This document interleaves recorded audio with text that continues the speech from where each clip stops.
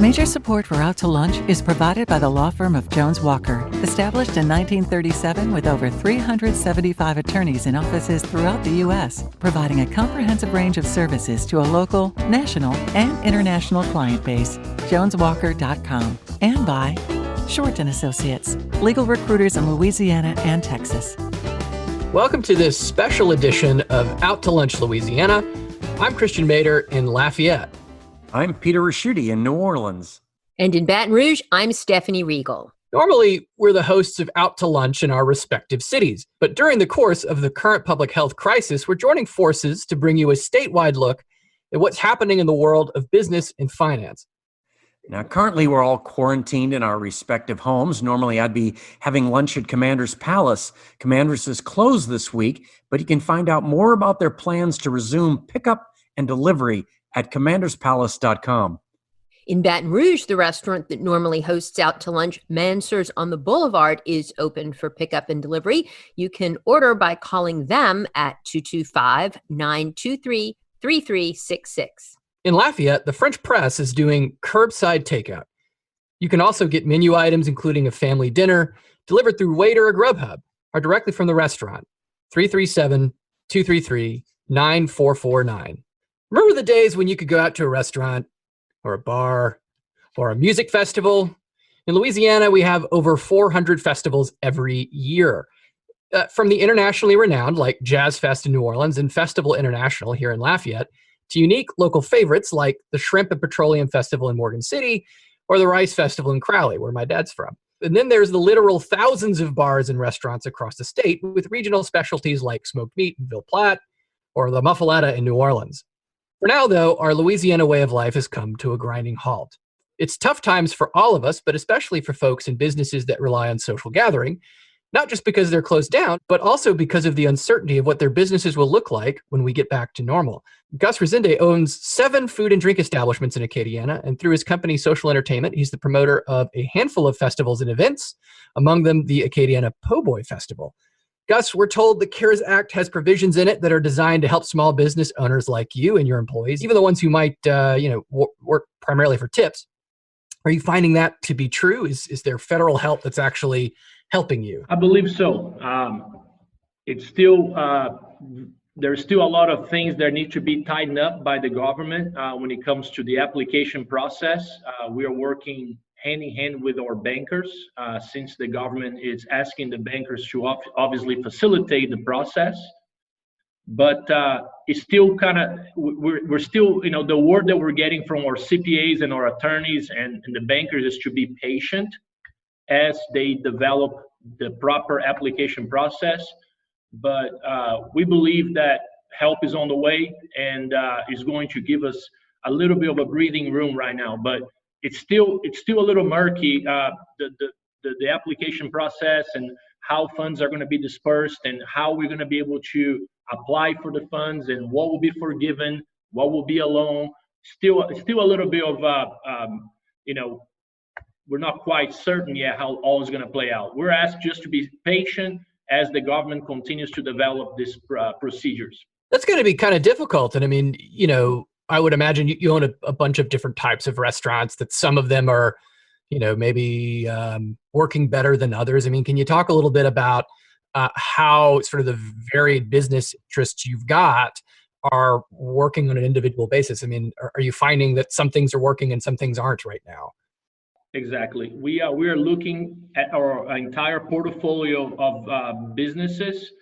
And about a month ago, when this really began to really affect us in a day-to-day operations, we start looking at each business. So to really break it down and give you guys an idea, we have Tropical Smoothie Cafes, which is a franchise, and we have 5 locations in Acadiana. We are fortunate they're all mostly drive-through operations. So we have been able to keep our staff safe and keep our customers safe and still provide as much service as we can. And we have seen a significant drop in sales, anywhere between 30 and 50%, but nothing close to some of the other restaurants are facing. Then you move forward to Dick's Daiquiris, which is a plate lunch daiquiri spot. We had to shut down because we have a bar permit. So By law, we're not supposed to operate with a bar permit. And so we decided to shut it down and kind of give ourselves a little breathing room and rethink about Dick's, since we've been in business for 12 years there. So we have a lot to think and a lot to try to figure out how we want to approach that business moving forward. Then we have our two establishments downtown, one being Central Pizza, which has been a staple in the community for a couple years. Luckily, pizza, easy to pick it up, easy to prepare. So we've been very fortunate that the community is embracing us and helping us in this tough time. We have a window so people can pick up their pizzas through the window. So we have seen obviously a massive drop in sales, but we are fortunate that we're hanging on pretty strong so far. And then the next door neighbor, Tula Tacos, since it's a very young business, only 6 months in operation, we felt that it was time to actually shut it down and give us the opportunity to rethink about what we did as a business, maybe work on some of the conceptual flaws that we put in place, and give our staff a little breathing room. And we're able to move that staff over to some of our businesses and keep everybody, as many people that want to still work, keep them employed. So we're taking this day by day. We're looking at each business and what their needs are. We're waiting to see what the government is really going to be doing and when it comes to helping. But this is really time for us to kind of take a step back, reflect, and look at each business in a different way, because there's no such a thing as looking at the whole thing at once. You're going to have to look at each one, and each one is going to have their own destiny for now. So, and Gus, you said that the bankers are advising patients, as people work through the process. Obviously, you're lucky because you have a couple of different types of establishments, right? So you can evaluate. But for those that just have one or two, how long do these guys have? How long can they be patient? And what are you hearing from the others in your community? Because it's already week 4, right? How much more can they weather? Yeah, it's, this pandemic has been so eye-opening for a state like ours. We have our own set of issues, as we know, and we are so interrelated with the hospitality, and what that means, events and community, and we're so close to each other in so many ways, how we eat, how we dance, how we play, how we communicate. So, but also this pandemic is showing some of the flaws that the hospitality industry as a whole has. I mean, we've been talking about wages for so long. We've been talking about compensation to cooks versus compensation to bartenders. We've been talking about just how the entire business structure exists for the restaurants and bars. And we are noticing that not only employees live paycheck to paycheck, but business owners live paycheck to paycheck, which is a very flawed way of running a business, because it doesn't give you any security and sustainability. So we're going to have to take a real hard look when all this is over. And this may not answer your question right now, but we're going to have to take a very hard look in how the hospitality industry is going to continue to operate in the future, because it's obviously not sustainable. It takes 2 weeks to break most of us. So that's just not a viable solution. But speaking now in the urgent matter of people needing help, you're right, Stephanie. There's going to be people that are already, they were going into that very first week of the pandemic already probably negative on their books as they go into the week. So you can only imagine that what kind of pressure that's putting in, and also the unknowns about, the support that I'm going to get from the government. Is it going to be a support that will be mostly forgiven? That way I can continue to run and grow. Because at the end of the day, some businesses already have debt. If they're going to, even if it's a 1% interest with a long period of payouts, still you're acquiring more debt.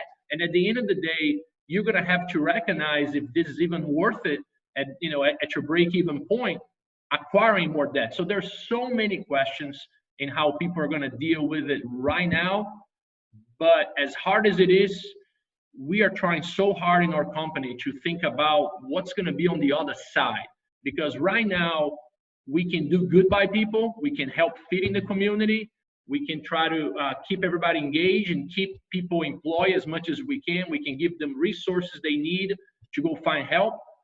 But the tough part, really, as much as people don't want to hear, is going to be how we're going to deal on the other side. And that's the big question mark. How is the hospitality industry is going to behave in Louisiana? And one of the things that we do is events. We were tasked by our company partners to put on 22 events this year.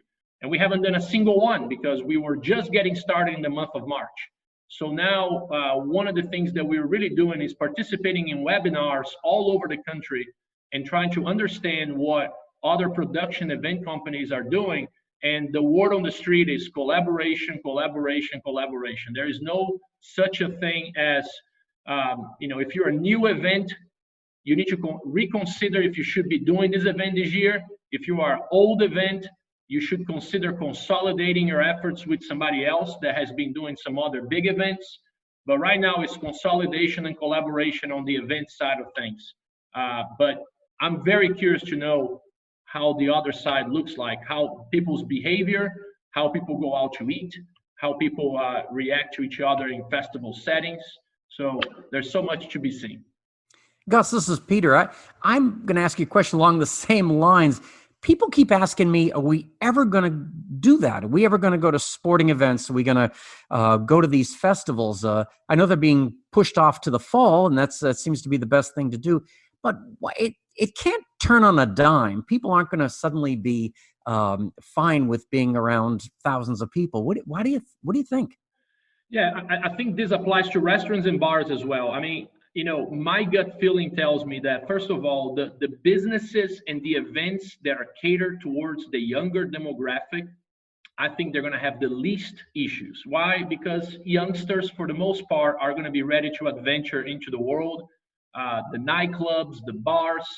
I hope that it's going to be a responsible thing, but I do have a feeling that it's going to be a flooding, right, of kids wanting and ready to go out and go have fun. So I think it's going to be based on demographic. I think, I take Central Pizza as an example.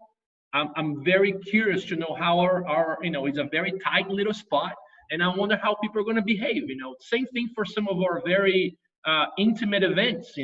So to tell you, I think it's going to be a shift in how people behave when it comes to being around each other. I do think there's going to be a initial, like, let's come off the gates kind of thing. But then I think we're going to be able to analyze things by age, not demographic, but by age. I think it's going to be something where people on a little older aspect, they're going to be a little more thoughtful in how they approach things. And I think the youngsters will be a little more aggressive. But it's also going to be about, like, how we prepare for it. So we are talking about ideas of, does this provide a new job description where we have people that constantly staying in our venues, keeping the place sanitary? What kind of message we as a Louisiana restaurant group are going to send out to people, and how we approach, how we keep places sanitized and decontaminated, and how do we, it's going to be so many layers to this. But I definitely think behavior will change. I think will be an initial rush, but then we're going to be living different days after this thing is all done. I think we're going to have to hopefully trim the fat a little bit and refocus how we handle hospitality, especially in our state. So it sounds to me like you feel fairly optimistic about what the events industry looks like after this. But have you come across something in your mind that really sticks out as something that might actually benefit from others? You made note of the fact that, right, that there are some cracks or some flaws in the hospitality industry specifically that you think this might force us to resolve. What about in events? I mean, is there something in the way that we conduct events that might change for the better after this? Yeah, I think it's going to, competition is going to get tighter.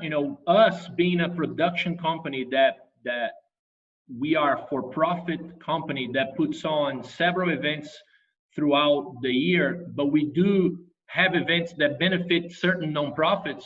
The approach that we are taking is we need to be very sensitive and careful how we approach our programming schedule moving forward, because we have nonprofit organizations that their livelihood is to put on that one event every year. And if we come in and we rock the boat, it's going to hurt our reputation. It's going to hurt our ability to put on events. So the reality is that I don't know if I'm quite answering the question, Christian, but I think the way we are looking at it is that it's going to provide new opportunities, but we need to be very sensitive of who has been here before, who has done certain events before, and I think there is some sort of seniority that we have to pay respect to it in order to keep the industry viable. But I'm sure there will be some new events out there, but I encourage everybody to rethink about, if you have a new event, rethink about hosting it this year. There's going to be a limitation in sponsorship. There's going to be a limitation in resources from our city officials to be able to put on events. So we are doing that ourselves and trying to be responsible, but still trying to keep a company moving, you know? So just really waiting to see how the governor deals with this stay home. I believe come April 30th, that will be, you know, mid this month. I'm sure there will be an announcement in how things are going to continue to go in May. So right now we're just taking one day at a time, but I think it will be a transformational thing happening on the hospitality industry across the board. Gus Resende is a restaurateur, festival promoter, and co-owner of Social Entertainment in Lafayette. Gus, thanks so much for joining us on Out to Lunch, Louisiana. Thank you, guys. You're listening to a special edition of Out to Lunch, Louisiana, with Christian Mader in Lafayette, Stephanie Regal in Baton Rouge, and I'm Peter Raschuti here in New Orleans. New Orleans might not have invented the concept of partying, but we have certainly perfected it. Before it became an alleged virus incubator, Mardi Gras in New Orleans was one of the most celebrated parties on earth. There are free parties every single night on Bourbon Street and Frenchmen Street. Even in the world of business, we're known for socializing. Although conventions are meant to be places for doing business, there's a reason Las Vegas and New Orleans are two of the country's biggest convention destinations. In New Orleans, the world of tourism and conventions meet in the offices of an organization called New Orleans and Company, a city body that was formed by the recent combination of the New Orleans Tourism Marketing Corporation and the Convention and Visitors Bureau. The senior vice president and chief marketing officer of New Orleans and Company is Mark Romig. Mark, you've been a guest on Out to Lunch before under happier circumstances. Back then, I would never have imagined that I was going to be asking you about turning the New Orleans Convention Center into a hospital, but that is what has happened. In a city that's already stretched pretty thin for medical care, where is New Orleans finding enough medical staff to run an extra 1,000-bed hospital? Good day. Good to see you, Peter. And again, on the different circumstances next time, hopefully. Well, the governor stood up the Morial Convention Center to provide the step-down facility for patients who were no longer critical, and they would free up beds in the hospitals for these individuals to come to the convention center to then be monitored and discharged. And the governor, through his GOSEP office, has contracted out to bring in the medical professionals to do the necessary work at the convention center.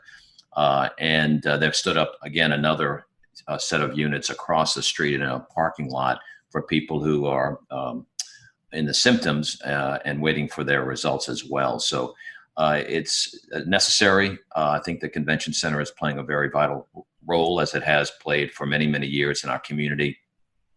And obviously we see this being limited and in use, and at some point we'll get to the other side of this, and then it'll be mitigated and brought back to its use as a convention facility. So it's an important role. Our customers have applauded the use of the facility because they know how important it is. And it's just not happening in New Orleans. As you know, the Javits Center in New York City is currently being used in this way, and many other facilities like our convention center around the country are being used as that surge facility. And Mark, we've all been to a convention, but you've been on the other side of things. I cannot imagine how difficult it is to unwind in a convention, to postpone it and cancel everything. Do you play a role in all that? Well, the New Orleans and Company, which is the private member-based organization, was known as the CVB, New Orleans CVB, but changed its branding to New Orleans and Company to speak to more of the encompassing aspect of the work that it does in the hospitality industry.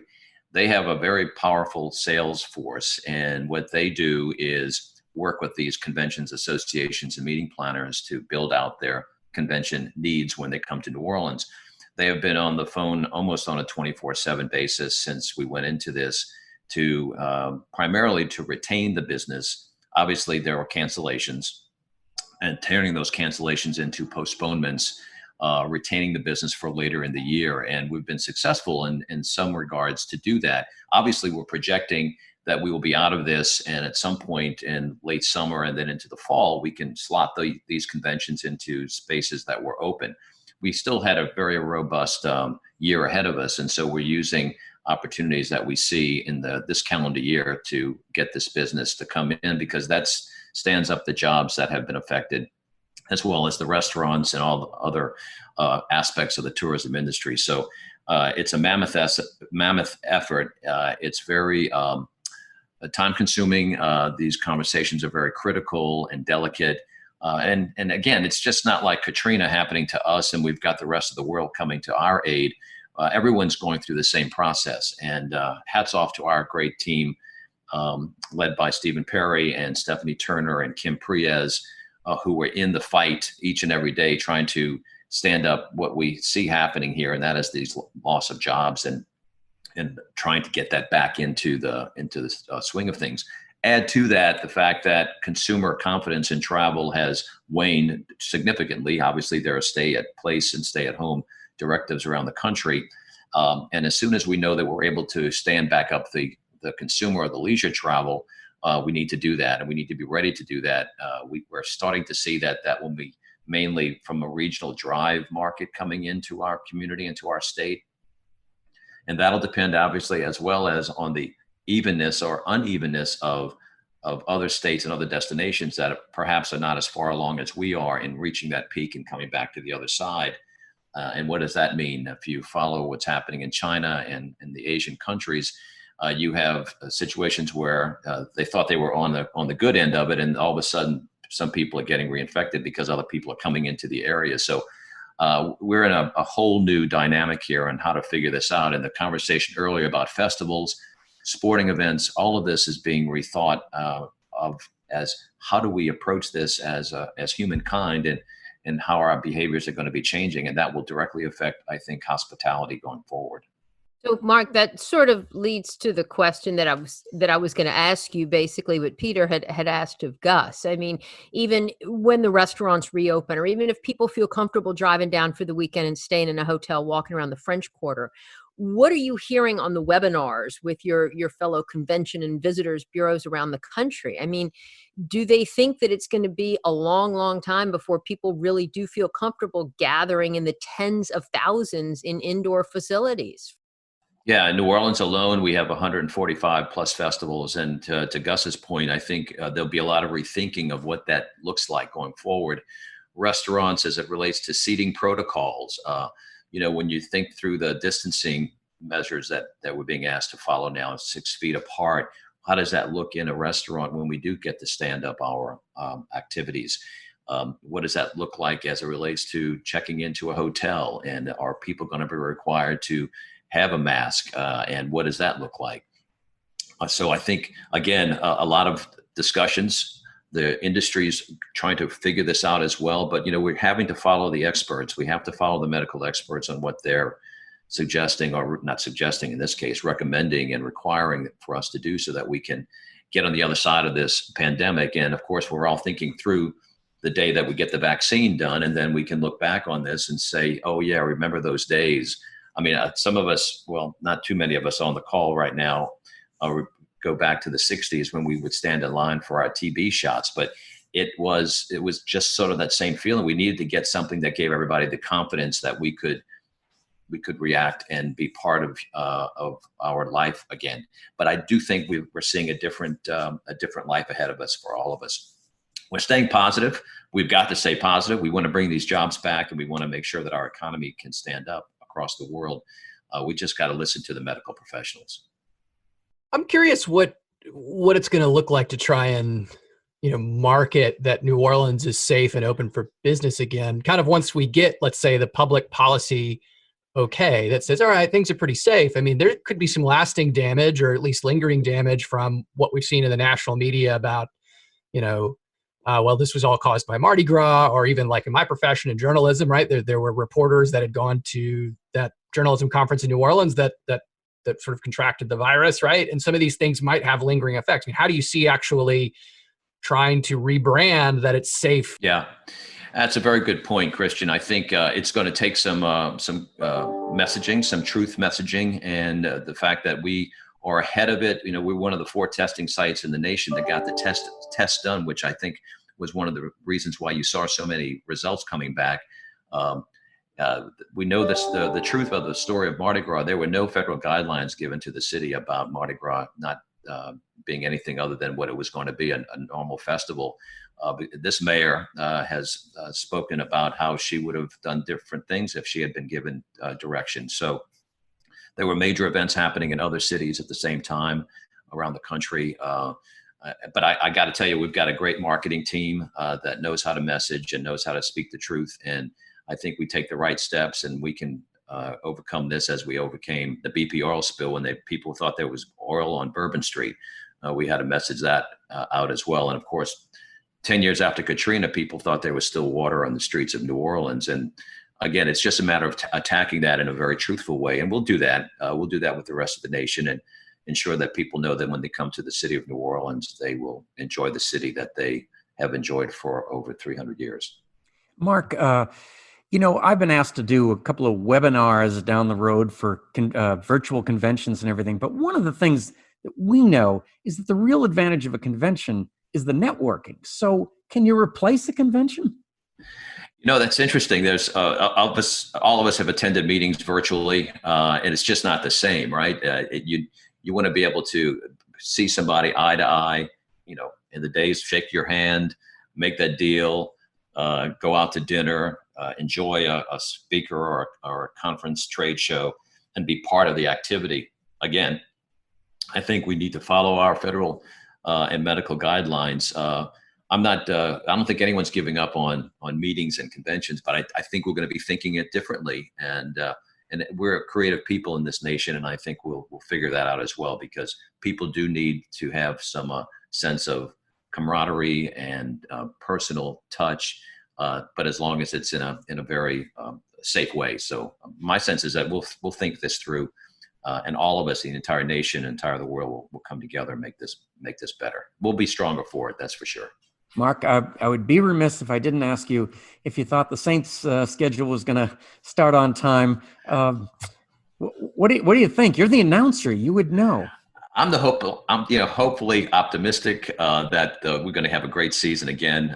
Those of us that watched the replay of the Atlanta game this week, again, felt the spirit coming back. And I'm hopeful that I'll be able to say, touchdown Saints soon. You're practicing already. That is great.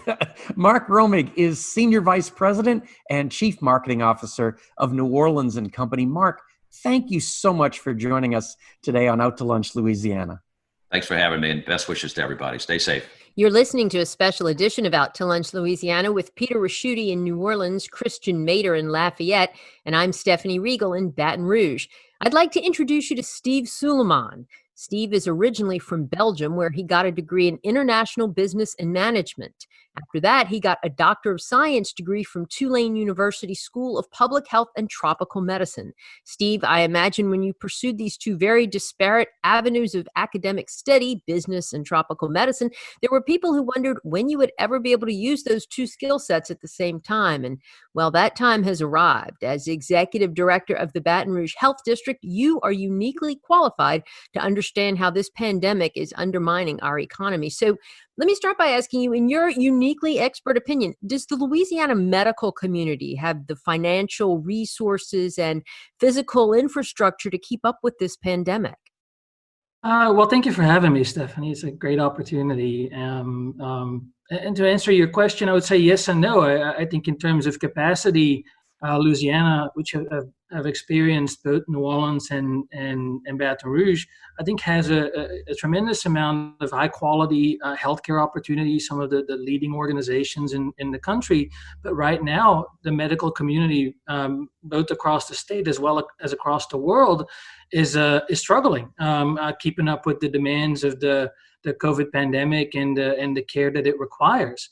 So I think given the circumstances, the medical community across the state is doing as well as it can, and I do believe it's still providing high quality care. I've been a little bit involved in surge and capacity planning for the Baton Rouge market. The hospitals have doubled their number of available ICU beds and vented beds to meet the needs of the patients across Region 2. And to date, those beds have not been filled yet. So we're definitely more than meeting demand, at least for the time being. And that's very good news. We heard from the governor just yesterday that the latest numbers suggest that we're not going to run out of, I think, ventilators or ICU beds. At least we're not in danger of that at this point, as was projected just a few days ago. But what do you, I mean, we've seen, like in New Orleans, for instance, where we were discussing a few minutes ago, converting the convention center into a makeshift facility. Has there been any planning for that in Region 2? Has there been talk of using the convention center, the Raising Cane's River Center in Baton Rouge for something like that?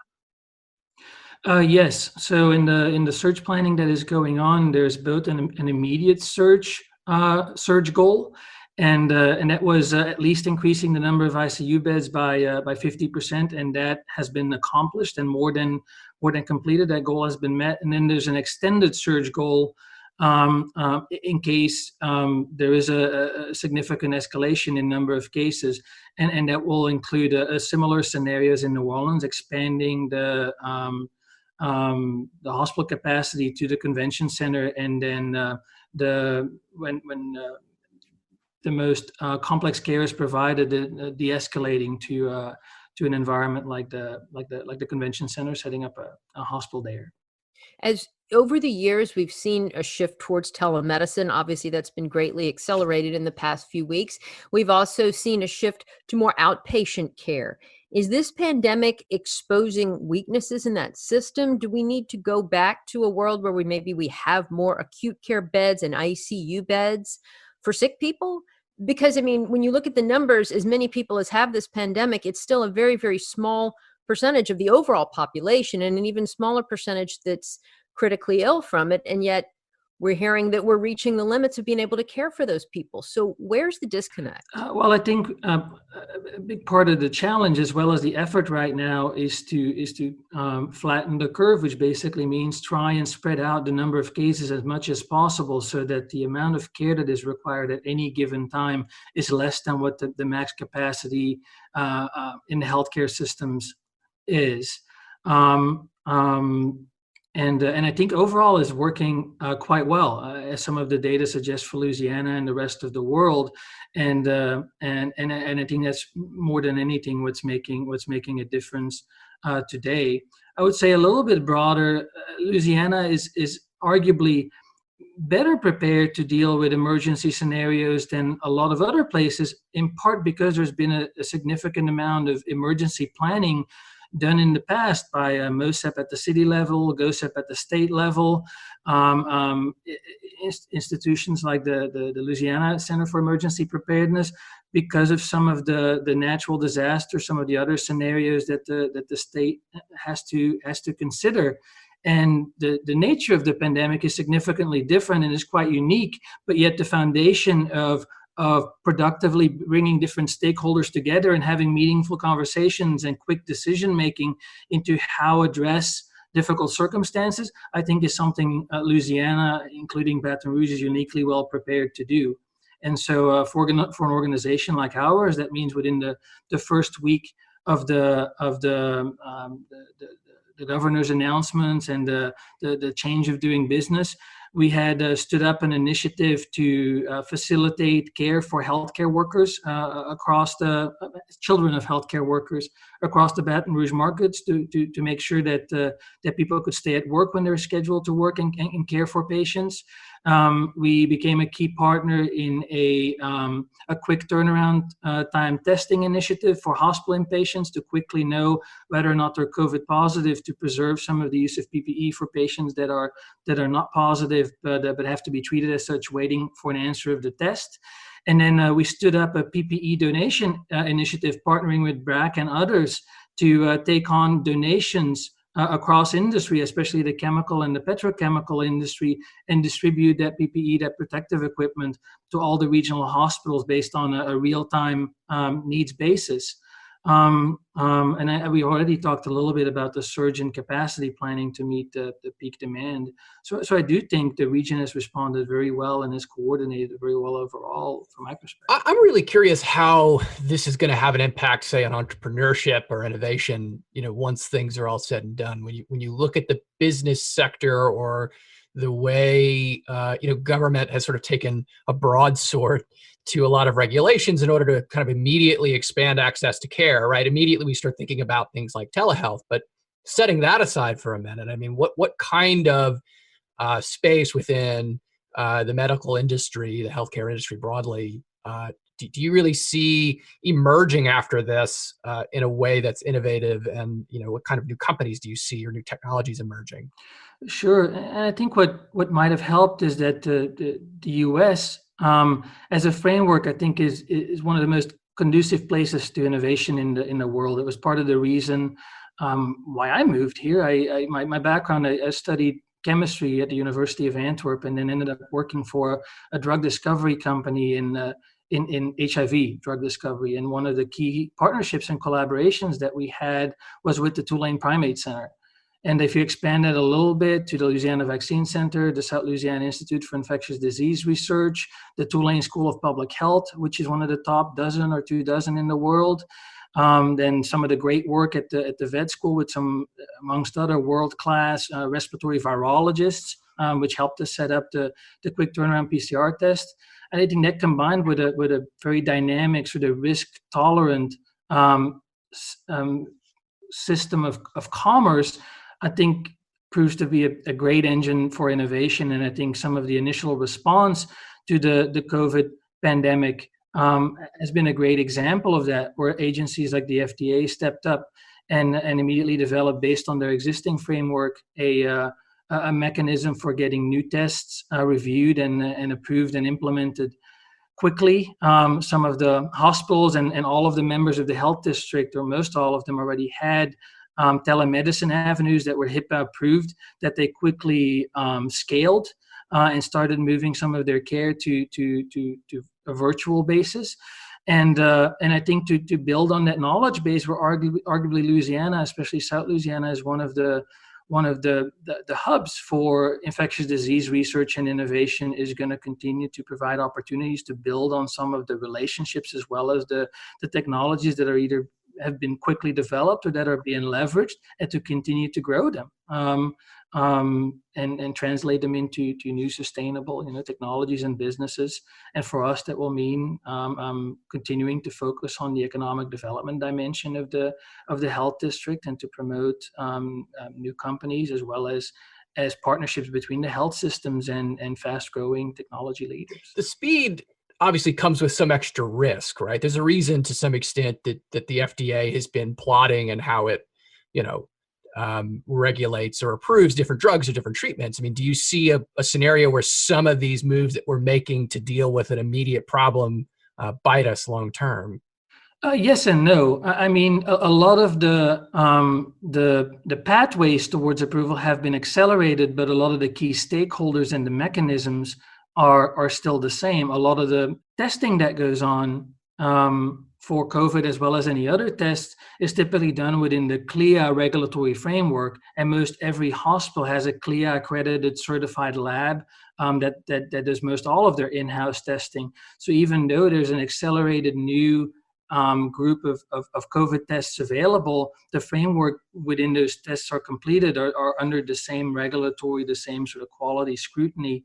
Some of the key players that have made some of these tests available from a reference lab perspective, it's organizations like Quest and LabCorp, which are multi-billion-dollar lab companies that are highly equipped to quickly roll out new technologies. Within the hospital, there's companies like Cepheid, like Abbott, that are now making some of these technologies available. I think taking it one step further out, I think the development of therapeutics and vaccines, that's often where a lot of consideration, a lot of safety testing is required. And I think there to find the right balance of trying to come up with new science, new opportunities quickly, as well as make sure all of the boxes are checked and all of the safety requirements are met, I think is going to be a very unique question. I hate to say there's been a positive side to this, but all I was thinking of is that what you do in economic development with biotech and all of that is pretty esoteric to the majority of the people. And all of a sudden, people have realized that you're the answer to life itself. I mean, is that going to change the way you approach companies and get funding and things like that? Well, I think one of the most interesting things to me has been that Louisiana has had, for the longest time, world-class organizations that within the field that they're most active have been world-renowned or very well-known. To give you an example, people from all over the country travel to Pennington Biomedical Research Center in Baton Rouge to hear the latest and greatest about cardiometabolic research, about obesity, which in this case, interestingly, more and more of the evidence is suggesting that there is a significant link not only between age and susceptibility to COVID, but also between body mass and weight and COVID. But some of those places like Pennington within their field are world leaders, and that's what brought people like me to Louisiana to come and live and work and learn. And I think for that expertise to be a little more visible and recognized, I think is a very interesting, is still a very challenging and affects tons of people on a very personal level. So it's a very regrettable set of circumstances, but at the same time, it's been a really interesting environment to see how some of the world-class science and expertise and how it can really translate into direct help and resources for people at a time when they need it most. And Steve, before we let you go, I'm just going to pivot a little bit, but given your public health background, when we talk about wanting to go back to normal or being on the other side of this, we all know that's not really going to happen en masse until there is a vaccine. Realistically, best case scenario, how long until you could vaccinate huge swaths of the population? Best case. Is it really 2021? Is it late 2021? Is it 2022 or beyond? Well, I think some of the information that Dr. Fauci has shared as the leader of NIAID and NIH, I think at least a year or more realistically, even on an accelerated track, because it's not only developing a good vaccine candidate, it's testing it and making sure that it's safe, and then building the infrastructure to manufacture it. And I know a lot of that planning is going on now. A lot of the work is going on, is being accelerated. A lot of resources are being redirected and being made available. I've seen some of the announcements of NIH recently, the Gates Foundation. So I think everyone's trying the absolute best they can. But in terms of, drug discovery, drug development, vaccine development, months, and in some cases, even a year longer is light speed, is very, very quickly. Well, Steve, thank you so much. Steve Suleiman is Executive Director of the Baton Rouge Health District. We appreciate you joining us here today on Out to Lunch. Be safe out there. And thank you for joining us on this special edition of Out to Lunch, Louisiana. We edited these conversations to fit in the time slot here on your NPR radio station. And you can hear longer versions of these conversations wherever you normally get your Out to Lunch podcast. If you're not an Out to Lunch podcast subscriber, search for Out to Lunch Baton Rouge, or Out to Lunch Acadiana on your podcast app. The producer of our show is Grant Morris. Our technical director is Eric Merrill. Photos from the show on our website and social media are taken by Jill LaFleur. I'm Christian Bader in Lafayette. I'm Peter Raschuti in New Orleans. And I'm Stephanie Regal in Baton Rouge. We'll see you back here next week for more Out to Lunch Louisiana. Until then, if you're an essential industry and still going to work, thank you. And remember to take care of yourself. If you're not going to work, please stay home and stay safe. Mitchell Foreman wrote and performs all the music on Out to Lunch. You can hear Mitchell's music anywhere great jazz is sold or streamed, and at mitchellforeman.com. Major support for Out to Lunch is provided by the law firm of Jones Walker, established in 1937 with over 375 attorneys in offices throughout the U.S., providing a comprehensive range of services to a local, national, and international client base. joneswalker.com. And by Short & Associates, legal recruiters in Louisiana and Texas.